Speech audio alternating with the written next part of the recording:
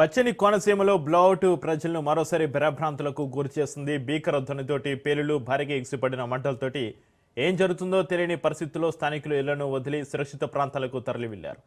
మలకీపురం మండలం ఎరుసు మండలంలోని మోరిఫై డ్రిల్లింగ్ సైట్లో సోమవారం 12 గంటల సమయంలో గ్యాస్ లీకేజ్ ఆరంభమైంది. 12:30 గంటల కల్లా నిప్పు అంటుకోవడంతో అగ్నిజ్వాలలు ఎగిసిపడ్డాయి. ఈ ఘటనతోటి సమీపంలోని ఎరుసు మండల లక్కవరం గ్రామస్తులు తీవ్ర భయాందోళనకు గురయ్యారు.